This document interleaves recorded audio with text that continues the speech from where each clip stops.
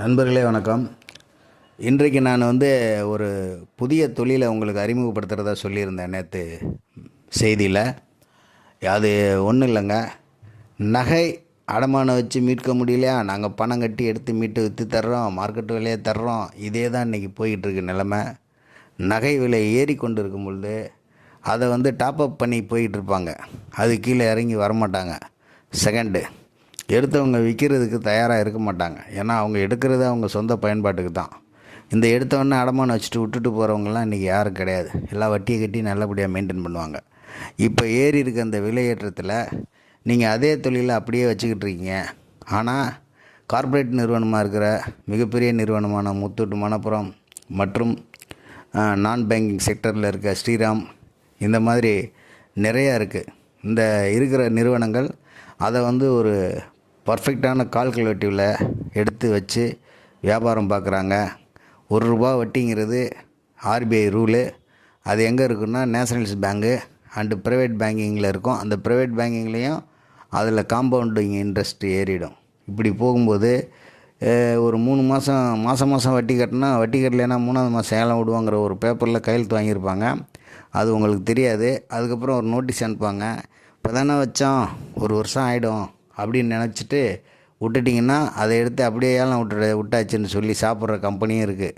இந்த நோட்டீஸ் பேப்பரை வச்சுக்கிட்டு கோர்ட்டில் போய் அலக்கழிக்க முடியாது. கோர்ட்லாம் இன்றைக்கி நீதி அரசர்கள் அம்பேத்கரை பயன்படுத்துகிறதா, இல்லை இப்போ புதுசாக சம்மந்தப்பட்ட பாரத தேசத்தின் சட்டம் உள்ளே இருக்குது, 2 சட்டமும் இருக்குது. எதை பயன்படுத்துறதுன்னு தெரியாத குழப்பத்திலே அவங்க கொடுக்குற அந்த வரக்கூடிய மனு பேப்பரை கூட படிக்கிறதுக்கு நேரம் இல்லாத அளவுக்கு வழக்குகள் விடுறது.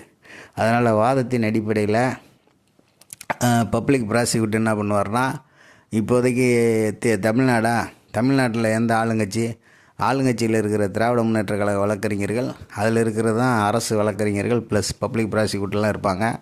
அவங்க எதை ஃபோக்கஸ் பண்ணுறாங்களோ அதுக்கு சார்ந்து நீதியை கொடுத்துருவாங்க.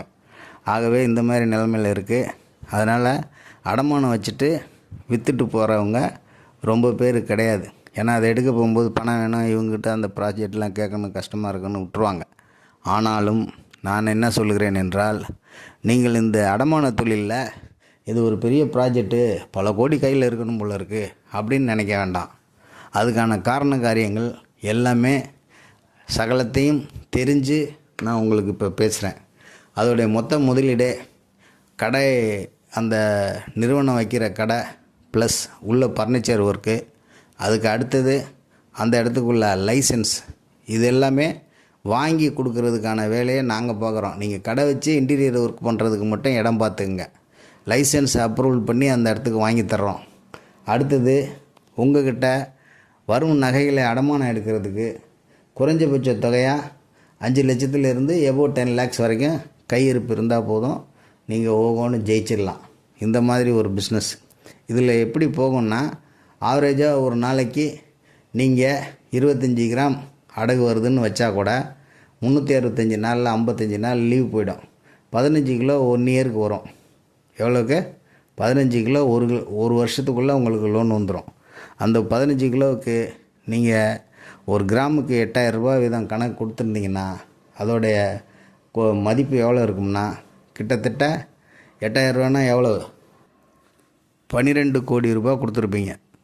அந்த 12 கோடி ரூபாய்க்கு நேரடியாக 2 பைசா வட்டியே சொல்லி வாங்கினா கூட, அந்த 1 பைசா நீங்கள் பேங்கில் நீங்கள் இப்போ இருக்கிற அந்த வெளியே பான் புரோக்கர் லைசன்ஸ் போட்டு பேங்கர்ஸ்ன்னு போட்டு வாங்கி வச்சுருக்க லைசன்ஸ் எல்லாம் அவங்க ஓன் மணி யாரும் போடுறதில்ல. எடுத்துக்கிட்டு போய் அந்த பக்கத்தில் இருக்க அருகாமையில் இருக்க கூட்டுறவு வங்கியிலையோ அல்லது இந்த பான் புரோக்கர் லைசன்ஸை கொடுத்து அங்கீகரிக்கக்கூடிய பேங்கெல்லாம் இருக்குது, அதில் வச்சுருவாங்க. அதுக்கு 1 பைசா வட்டி, இன்னொரு 1 பைசா வட்டி உங்களுக்கு. இப்போ நீங்கள் 12 கோடிக்கு நீங்கள் லோன் எடுத்திருந்தீங்கன்னா ஒரு மாதத்துக்கு 24 லட்சம் ரூபாய் வட்டி உங்களுக்கு வந்தாகணும் அந்த நகைக்கு. அப்போ 12 கோடியை பேங்க்கு கட்டி, 12 லட்சத்தை பேங்க்கு கட்டிட்டு 12 லட்சம் உங்கள்கிட்ட இருக்கும். இந்த மாதிரி பிஸ்னஸ் தான் அது. 1 இயர் முடிஞ்சோடனே அந்த முதல் 12 மாதத்துக்கு முன்னாடி எடுத்த அந்த ஒரு இதுக்கு ப்ராப்பர் நோட்டீஸு, தாசில்தாரோடைய ஒப்பீனியன் லெட்டர் எல்லாமே வச்சு நோட்டீஸ் அனுப்பிச்சிட்டு யாரும் எடுக்க வரலைன்னா அதை ஏலம் எடுக்கிறதுக்கு ஏலம் விட்டுட்டு அதுக்குள்ள லாபத்தொகை தனியாக இருக்கும். ஏன்னா நீங்கள் கொடுத்தது 70% தான் கொடுத்துருக்கீங்க, இன்னும் 30% வரும். அப்போ 1 கிலோவில் 30% எவ்வளோ? 300 கிராம். அந்த 300 கிராம் லாபம் உங்கள்கிட்ட நிற்கும்.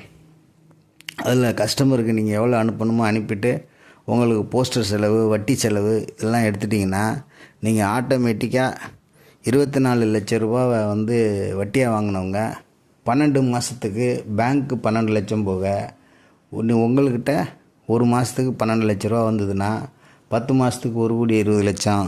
அதுக்கு அடுத்து வர்ற 11, 12 இந்த 2 மாதத்துக்கும்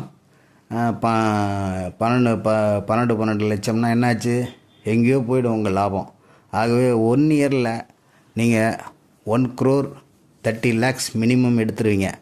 இதில் சேல்ரி, கடை ரெண்டு, அப்ரைசர் சேல்ரி இதெல்லாம் கணக்கு பார்த்து கழிச்சிங்கன்னா எதுவுமே உங்கள்கிட்ட லாஸே வராது. நீங்கள் இந்த ஜாப்பை செய்கிறதுக்கு நாங்கள் உறுதுணையாக இருக்கிறோம். தொடர்ந்து நீங்கள் எங்களை காண்டாக்ட் பண்ணுங்கள்.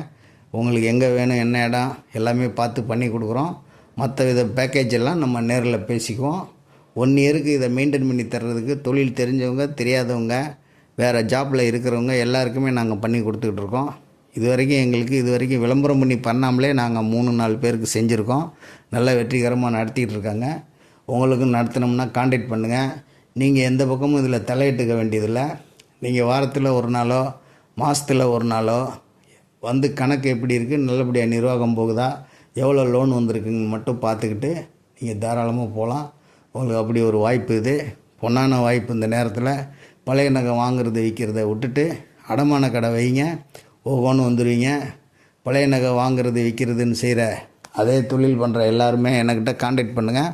உங்களுக்கு இதை எப்படி பண்ணித்தரணும் செய்யணுங்கிற சகல ஆலோசனையும் அதை வச்சு லைசன்ஸ் வாங்கி கொடுத்து மேலும் 6 மாதம் ரன் பண்ணி உங்கள் கையில் ஒப்படைக்கிறது எல்லா வேலையும் நாங்களே பார்த்துக்குறோம். நீங்கள் அடுத்தடுத்த செயல்களுக்கு எங்களை தொடர்பு கொள்ளுங்கள். நன்றி, வணக்கம்.